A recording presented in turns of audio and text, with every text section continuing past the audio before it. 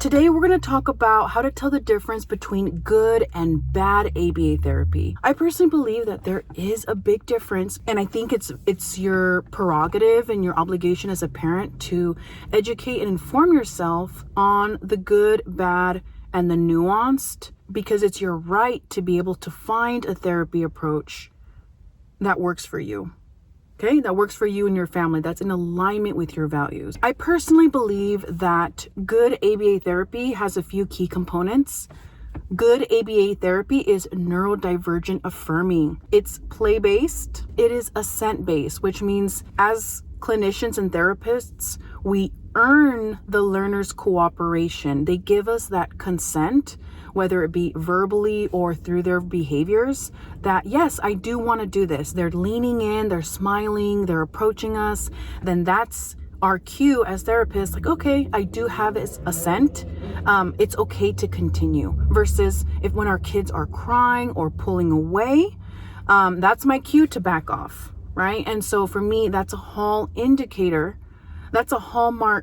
indicator of good ABA therapy. It's ethical. And then fourth, ABA that's compassionate. So it puts the human, it puts the person before the science. This is the type of ABA therapy that I would want as a parent. If I had a special needs child who is receiving ABA therapy, I would want to receive, and this is the only type of ABA therapy that I personally implement. I have my notes here. I kind of want to go line by line, and we can kind of have a conversation. Please let me know in the comments if there's something that comes up that you think of or that you can think of that I missed,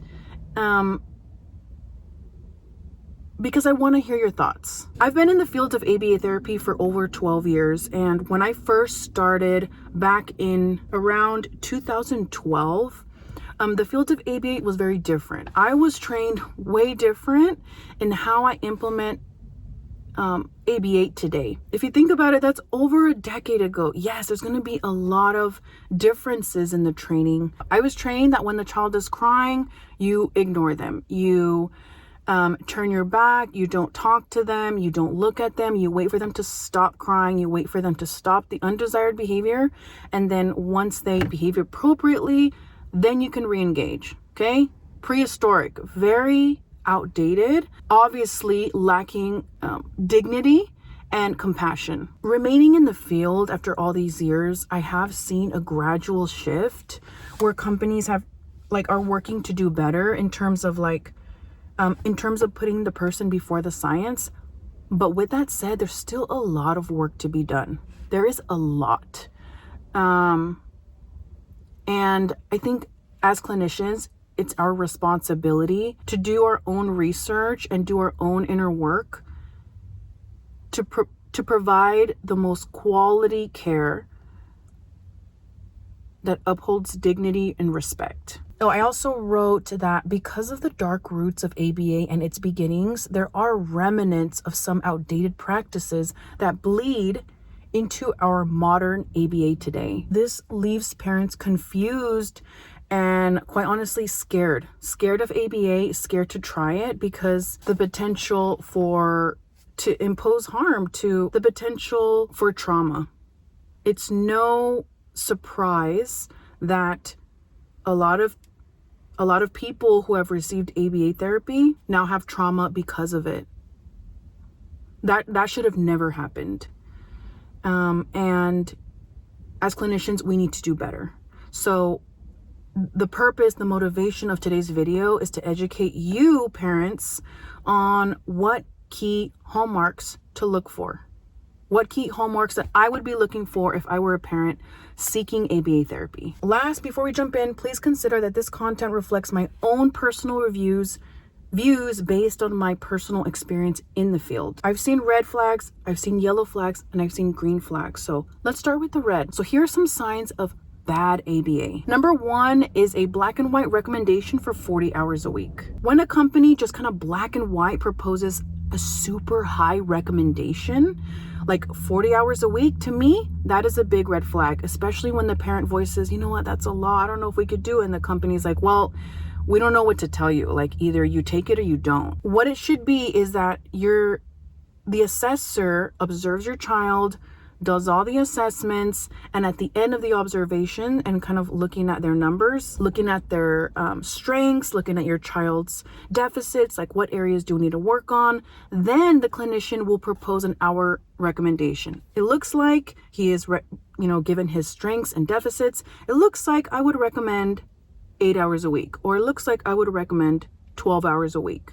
The recommendation should be individualized. It shouldn't be just a direct one-size-fits-all recommendation. When you receive the recommendation from the assessor, it's okay to ask, like, why are you proposing 10 hours a week for my child? Or why are you proposing 15 hours? Do you think he needs less, or do you think he needs more? Parents don't really know like what's high and what's low. For me personally, I think 40 hours is way too high. Of course, there are always extreme circumstances. I'm just making this example up, but let's say you have a very aggressive teenager or young adult, and there's a major pose to safety for the child and their family. Maybe there's severe self-injurious behaviors going on. Maybe there's eloping, like they're running off into the street. These are really extreme examples. But if you just got a diagnosis and your child is like 5 years old and he has autism, and you're looking at ABA therapy, and there's not those extreme circumstances, and your ABA company is off the bat proposing 40 hours a week, for me, that's a red flag. Big red flag. Just hear them out. Like, let's say they say, oh, I propose 15 hours a week, or I propose 10 hours a week. And you're like, oh, I don't really know. Hear them out. Like, if the assessor is able to validate why they propose that recommendation, it may be the case. Yeah, it looks like 10 hours are clinically appropriate for your child. But again, you won't be able to assess that if you don't ask. The next one is working at the table for excessive amounts of time. Not developmentally appropriate for kids. When you type in ABA therapy in Google, like the stock pictures that come up are like a teacher at a table with flashcards, and the child is always sitting at the table. When the child wants to leave or get up, the therapist brings them back and expects them to sit and attend for excessive amounts of time. Okay? I personally believe that ABA should be play-based. It should be fun. It should be engaging. We should be transitioning throughout the session. We should be playing on the floor, like blowing bubbles and coloring. And then we can transition to the table for a snack, like eating an apple or a Lunchable. And then we can transition to the bed to read a story with mom and dad. And then we can transition outside where we do chalk on the floor, and then we're looking for bugs in the dirt. And then we transition inside back to the sink in the bathroom to wash our hands before we do a painting activity. You see, so we're moving around the house. We're using our environment in a way that's fun and engaging. The next one is, I wrote down, ignoring, crying, whining, and just having this cold kind of approach when our learners are struggling, when they're having a hard time. I believe in an ABA that is compassionate. And what does that mean? That means when your child is crying, I might rub his back if he's comfortable with that. And I might say, it's okay. I know it's hard. I'm here with you. We're going to get through this together. I know you can do it, right? We might reduce the task. So instead of making him complete this large task, we might just reduce it to a smaller, more bite-sized, manageable task. Another thing we might do is have him ask for a break. So if he's having a hard time and he doesn't want to do whatever activity, we presented to him in that moment, I might help him ask for a break by tapping a break little picture icon, or by having him say, I need a break. And he says, I need a break. If he's able to vocalize those words. Next one, which is like forced follow through. So forcing, kind of pushing through when our kids don't want to do something. So I believe in an ABA that is assent-based. So if the kid is pulling away, they're withdrawing their consent to me, I'm going to back off. And I might reassess motivation. Okay, let's try something else. Let's reassess here. I'm not going to force them to do it. I'm not going to force the follow through. 12 years ago, that's what I was taught. That's how I was trained. It's not something that we're doing in 2026. It's not something that I believe in. It's not something that's ethical or promoting dignity. Another sign of bad ABA is it's not neurodivergent affirming. So that means goals are developed at making the child more socially acceptable, reducing hand flapping, and safe stimming. And some autistic people say, like, I feel like ABA is just trying to make me more palatable to the people around me. That's a sign of bad ABA. Point blank. We should not be creating goals for our kids to be more socially acceptable. Of course, there are extreme circumstances in when we would want to program or make goals to reduce stimming, and that would be when it's unsafe. But when it's hand flapping, maybe vocally stimming, and it's just the little quirks that make our kids who they are, we don't want to change. Why am I getting emotional? It makes me sad when we try to like force our kids into a certain mold. Okay. Last, a big sign of bad ABA is it feels wrong. Something feels off.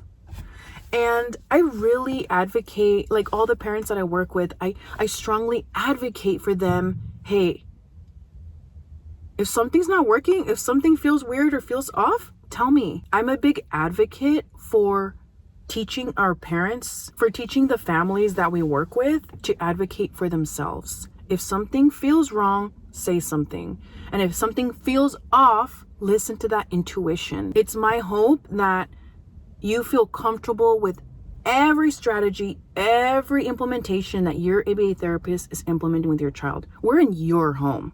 This is your child.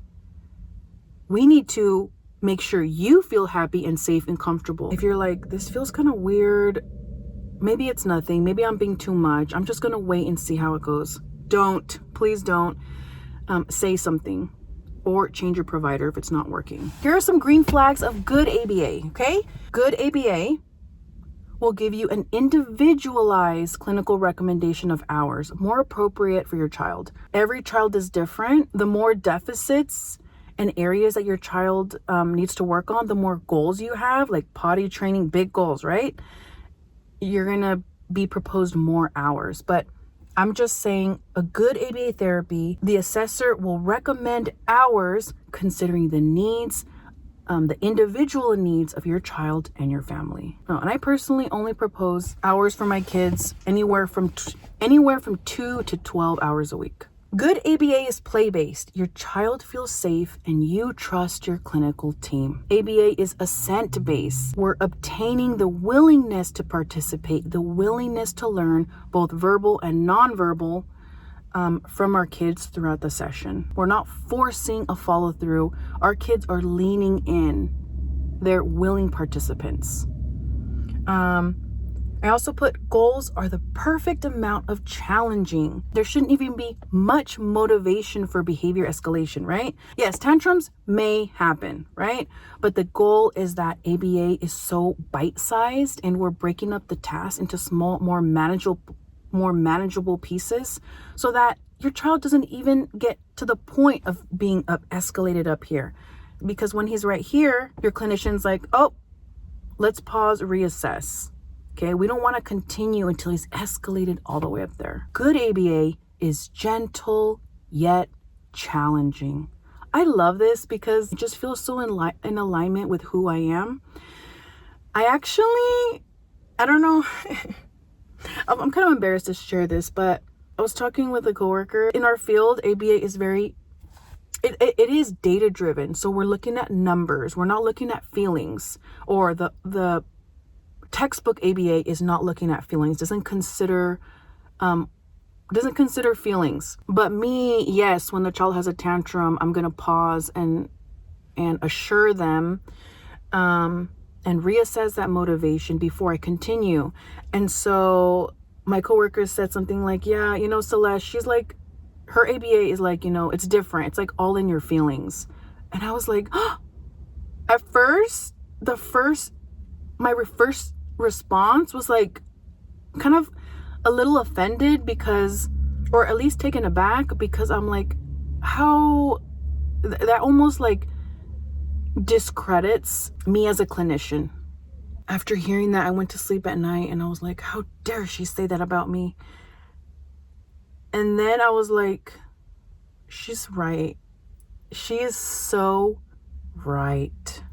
And yes, I'm going to consider your child's feelings. I believe in an ABA that is gentle yet challenging, that respects and validates your child's feelings while still seeing progress. So my coworker was right.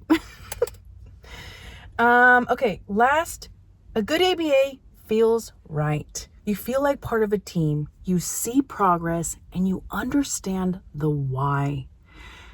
You know, your team is implementing the things, is doing the skills, doing the strategies, and you know why each strategy is the way it is, and you know why it works, and you see it working. There it is.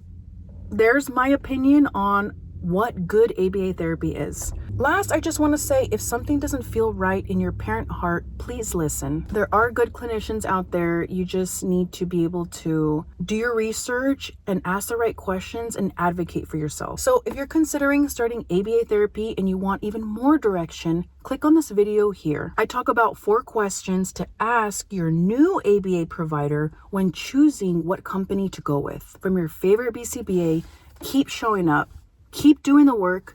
You got this.